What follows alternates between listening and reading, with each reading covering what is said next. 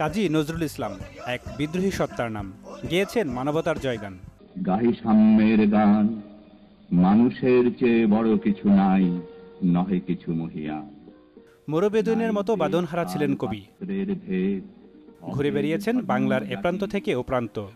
তেমনি রংপুরে পা পড়েছিল দুবার। শেষবার গিয়েছিলেন 1928 সালে। ভালো লাগবে না? এত বড় একটা শ্রেষ্ঠ কবি আমাদের এখানে আসছিল, এটা গর্ব। দুটা কবিতা লিখেছিলেন, একটা ভোরের সানাই এবং ভোরের ডাক। তবে সেখানকার অনেক স্মৃতি আজ বিস্মৃতির অতলে। তিনি কোথায় গেছেন, কবিতা লিখেছেন, এগুলো সবকিছুই সংরক্ষণ করা হয়েছে। কিন্তু যে সমস্ত আসবাবপত্র ব্যবহার করেছেন, বিশেষ করে যে চেয়ার টেবিলে বসে তিনি কবিতা লিখেছেন, সেগুলো যদি সংরক্ষণ করা যায় তাহলে আমরা মনে করি যে জাতীয় কবির প্রতি শ্রদ্ধার জায়গাটা, তাকে স্মরণ করার জায়গাটা আমাদের যথাযথ হয়।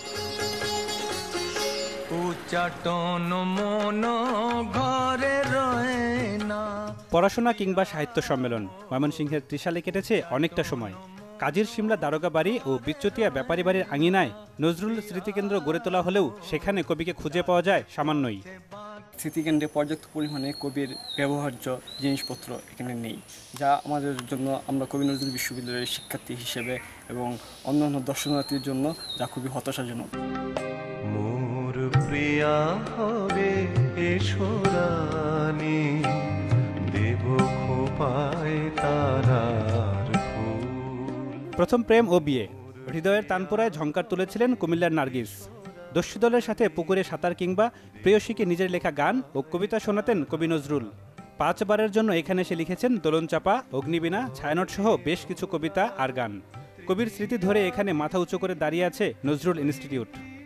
কুমিল্লা নগরীতে স্থাপিত 12টি স্মৃতিফলক তার সত্যতা প্রমাণ করে, কিন্তু দুঃখের বিষয় এই যে এর মধ্যে 8টি স্মৃতিফলক এখন নিশ্চিহ্ন হওয়ার পথে। গবেষকরা বলছেন একটি জাতির আত্মপরিচয় গড়ে ওঠে তার কৃষ্টি ও সাহিত্যে। নজরুলের অসাম্প্রদায়িক চেতনা তাকে দিয়েছিল পূর্ণতা। তাই নতুন প্রজন্মের কাছে এই দর্শন তুলে ধরতে দরকার তার সৃষ্টিকর্ম ও স্মৃতির স্থায়ী সংরক্ষণের। আগামী প্রজন্মের জন্য, আগামী দিনের মানুষের জন্য কুমিল্লায় নজরুলের যে স্মৃতি, নজরুলের যে স্মৃতি ফলকগুলো আছে, সেগুলো খুব যত্ন সহকারে আবার নতুন করে নির্মাণ করার জন্য। নাদিম হোসেন, চ্যানেল 24।